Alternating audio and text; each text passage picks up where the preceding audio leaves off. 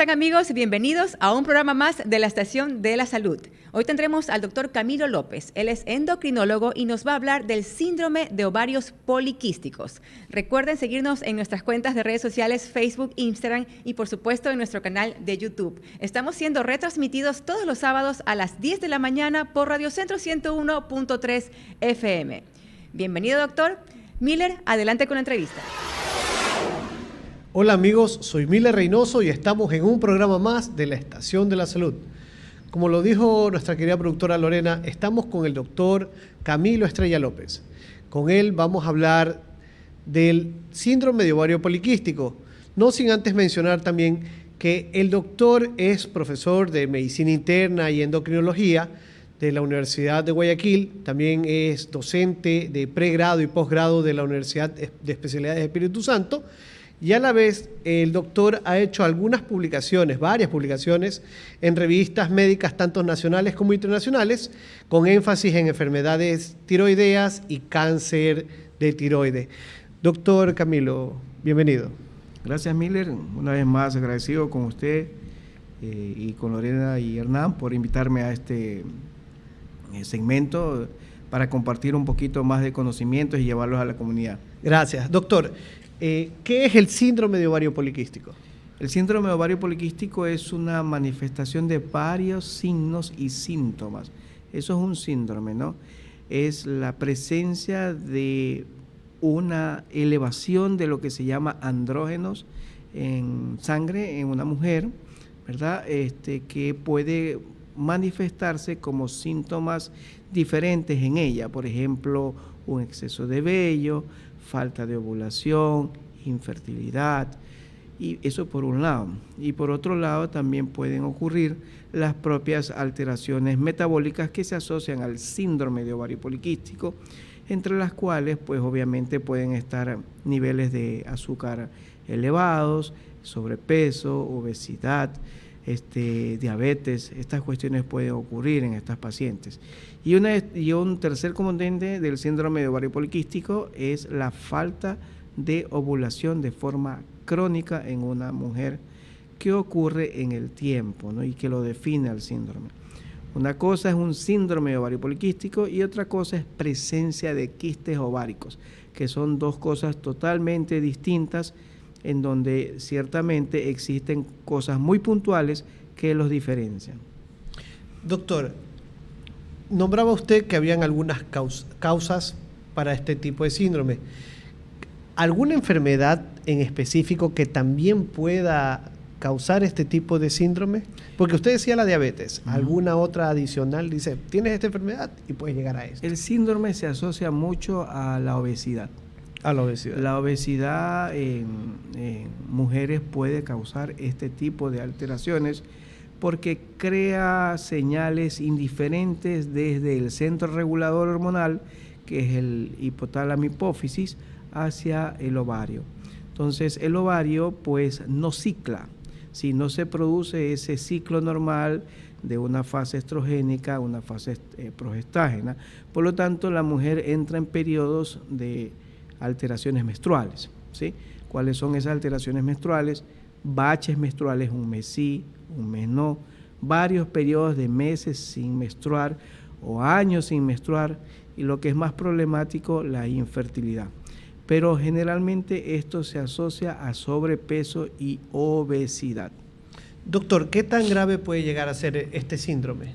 El síndrome de ovario poliquístico más o menos tiene una prevalencia, según las series, entre un 12 a un 15% en la población general.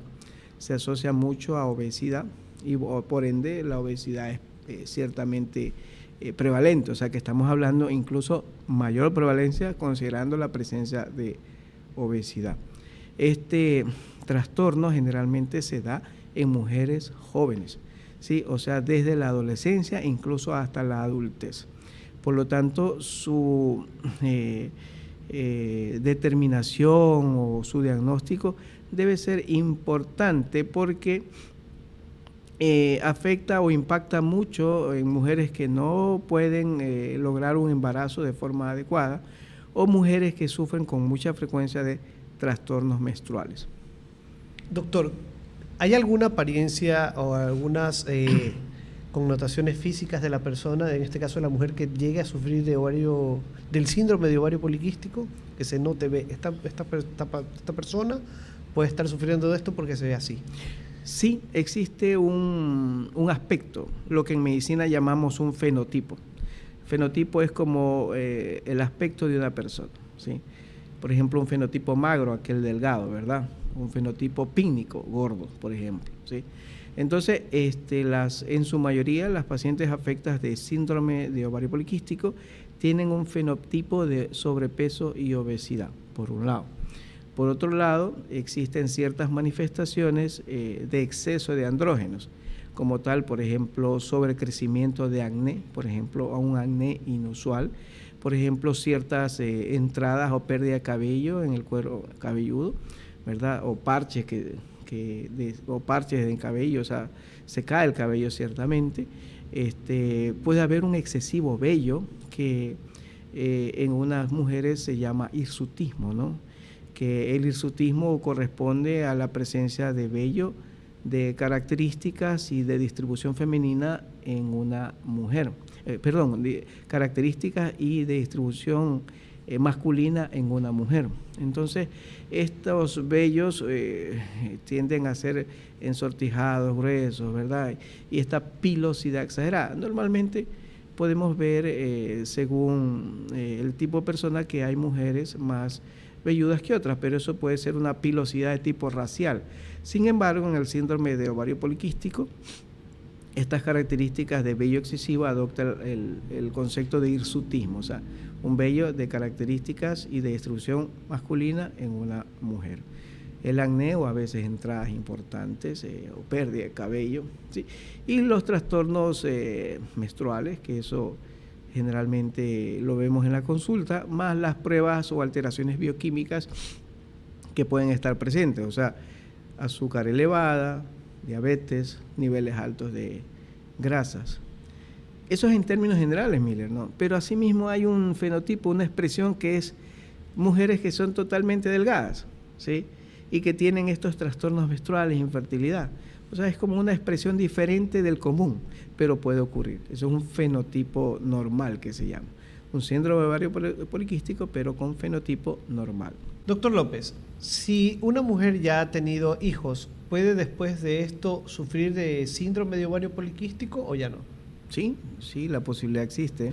Si bien es cierto, esta condición generalmente se presenta en etapas tempranas de la vida, adolescencia o primeros años de la adultez, los cambios en la composición corporal, por ejemplo, el aumento exagerado de peso, pueden traducir estos problemas que se pueden dar.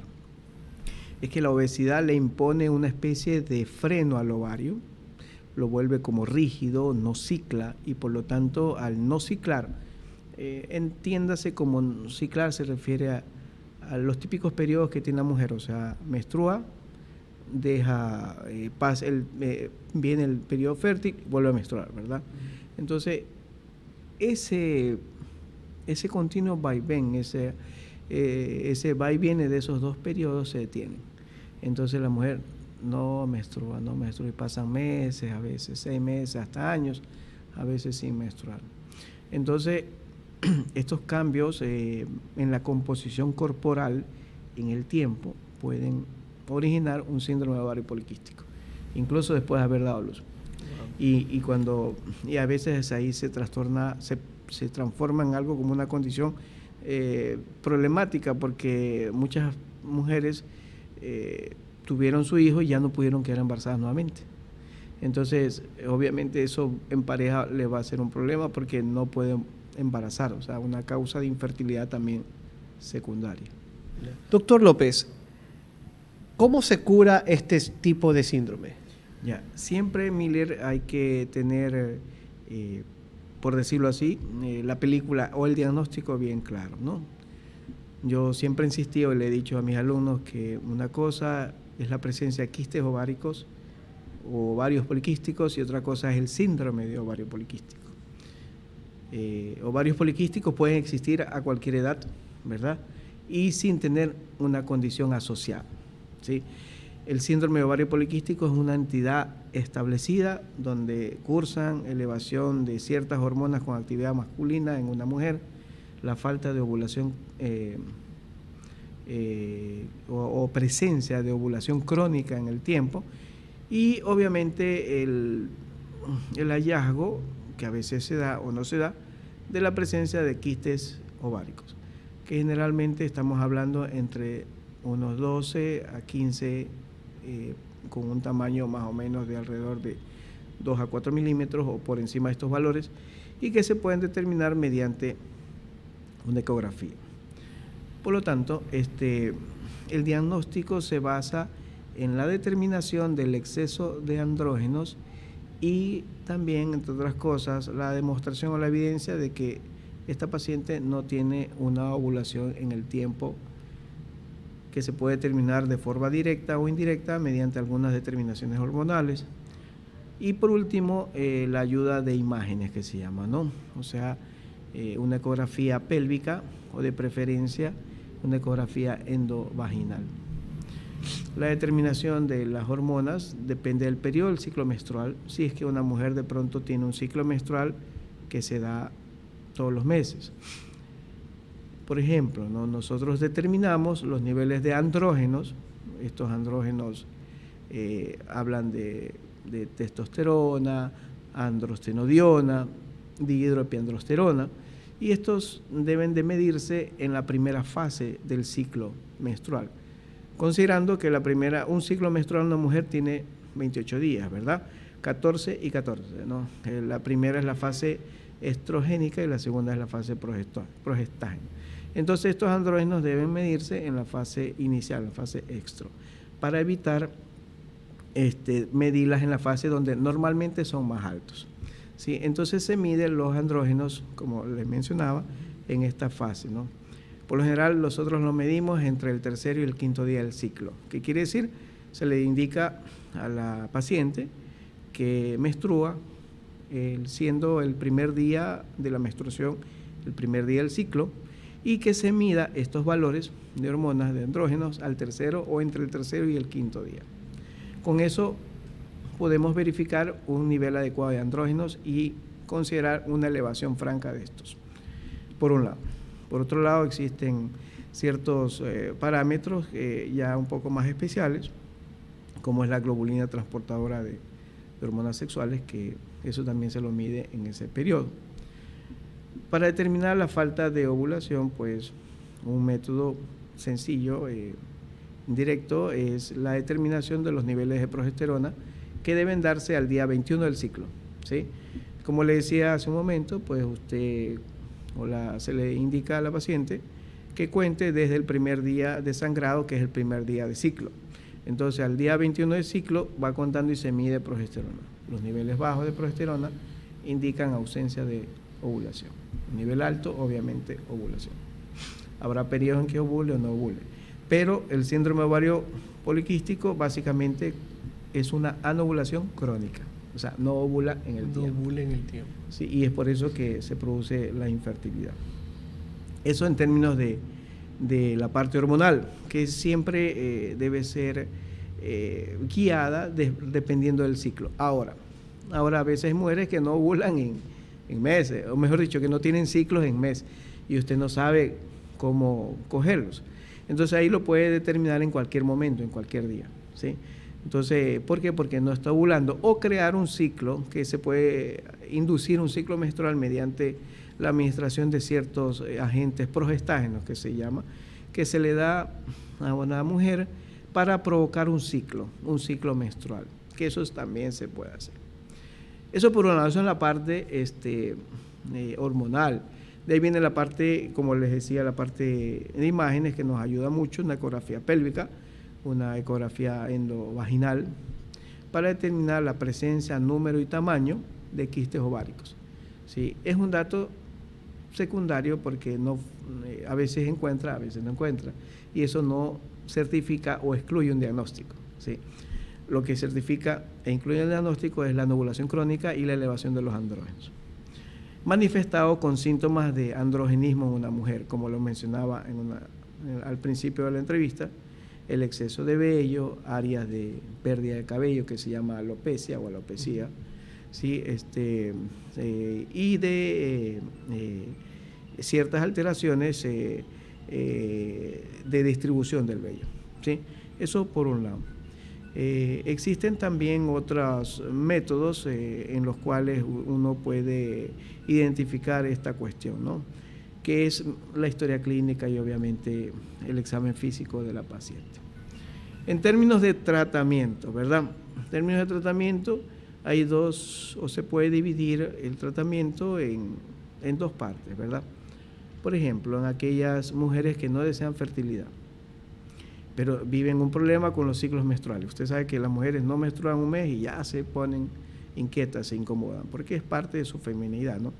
Entonces, se puede, mediante el uso de anticonceptivos, con una baja carga de un progestágeno, facilitar que el ovario cicle. O sea, menstrue, periodo normal, menstrue, periodo normal.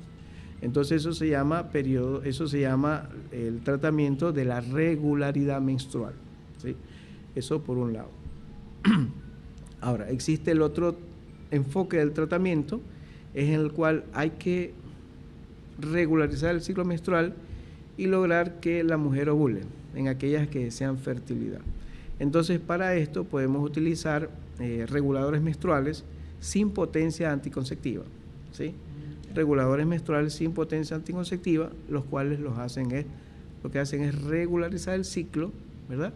Por un lado. Y por otro lado, utilizar inductores de ovulación.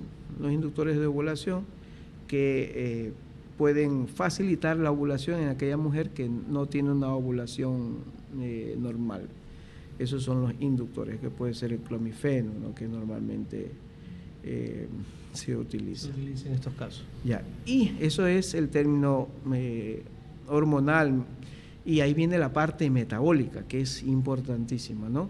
Los cambios en los estilos de vida y medidas higiénico-dietéticas, o sea, bajar de peso, corregir la parte metabólica, determinar si la paciente tiene un estado de intolerancia a la glucosa o una glucosa alterada de ayunas, o controlar su diabetes, ¿sí?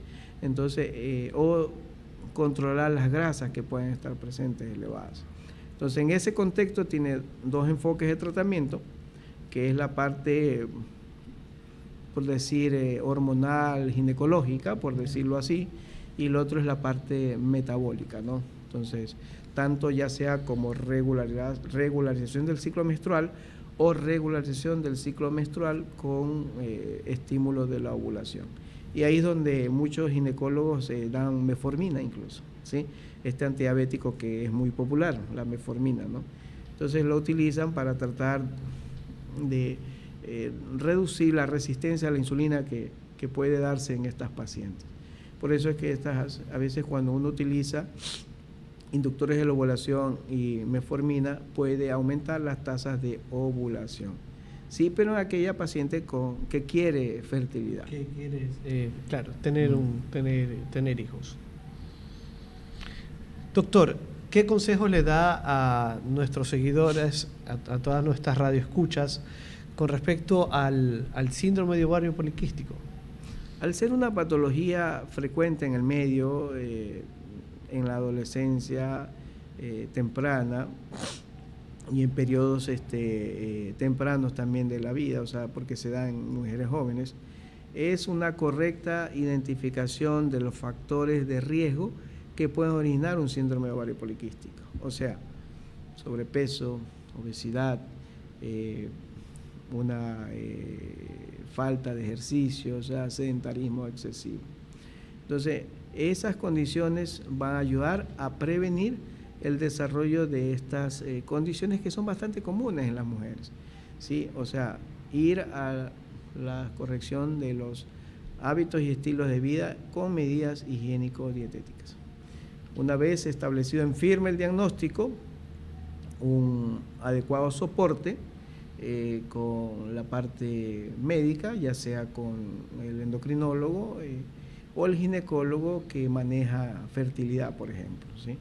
Entonces, en ese sentido, yo siempre me voy hacia corregir las partes que tienen que ver en mi especialidad, ayudado a la parte ginecológica, que también es de importancia en este tipo de condiciones médicas. Perfecto. Doctor, ¿dónde pueden tener una consulta con usted todos nuestros seguidores? ¿Cómo lo pueden ubicar? Bueno, mi consultorio es en la clínica Millennium a partir de las 4 de la tarde. La clínica Millennium queda en la Ciudadela Kennedy Norte, entre las calles Luis Orrantia y Naín Isaías. El tercer piso, en el consultorio 301. Las citas a celular incluyen al 0994 05 1696 o el 0995 380 490 para citas directamente conmigo. Doctor López, ha sido un gusto tenerlo acá en el programa hablando del síndrome de ovario poliquístico. Gracias, Miriam. Gracias a ustedes, a Lorena y Hernán. Gracias. Gracias, doctor.